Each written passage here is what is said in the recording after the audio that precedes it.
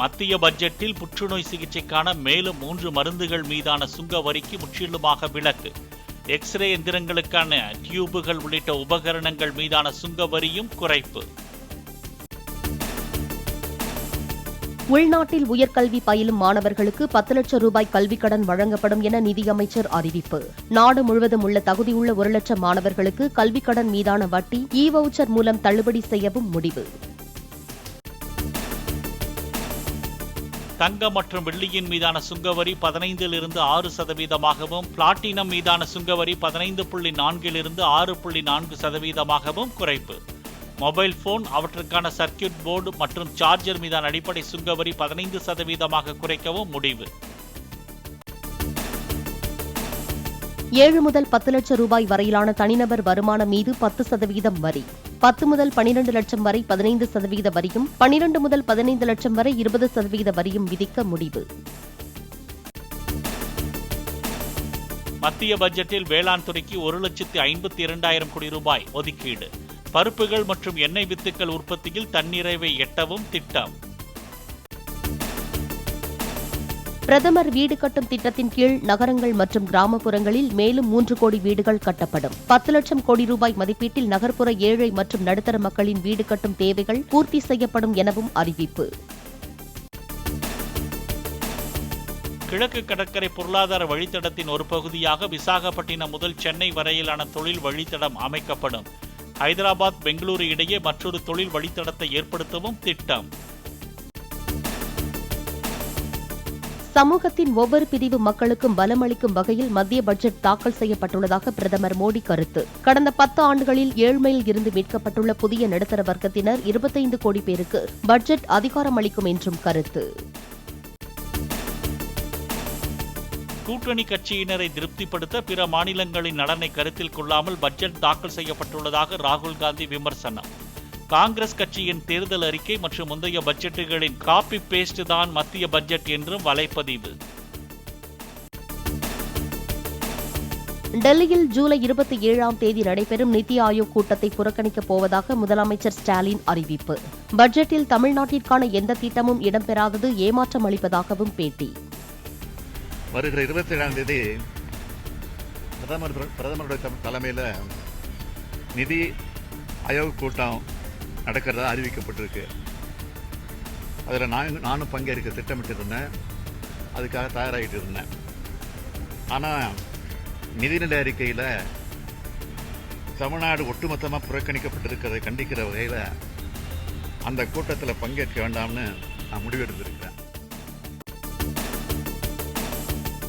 பட்ஜெட்டில் தமிழ்நாட்டிற்கு எவ்விதமான புதிய திட்டங்களும் அறிவிக்கப்படாதது பெருத்த ஏமாற்றத்தை அளிப்பதாக எடப்பாடி பழனிசாமி கருத்து.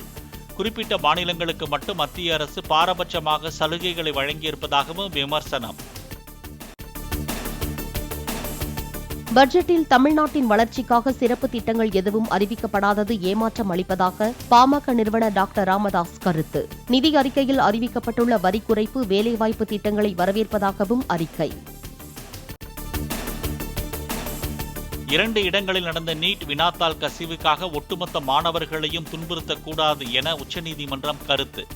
கருணை மதிப்பெண் உள்ளிட்டவற்றால் மாணவர்கள் பாதிக்கப்பட்டிருந்தால் அந்தந்த மாநில உயர்நீதிமன்றங்களை நாடலாம் என்றும் கருத்து.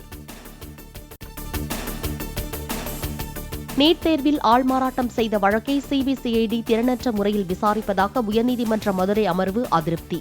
விவசாயி 6000 ரூபாய் மானியம் பெற ஆதார் அட்டையை கட்டாயம் என்று கூறும்போது நீட் தேர்வுக்கு ஆதாரம் கட்டாயம் இல்லையா என கேள்வி. கர்நாடக மாநில அணைகளில் இருந்து திறக்கப்படும் உபரி நீரின் அளவு பாதியாக குறைப்பு. வினாடிக்கு 35,000 கனஅடி நீர் காவிரியில் வெளியேற்றம்.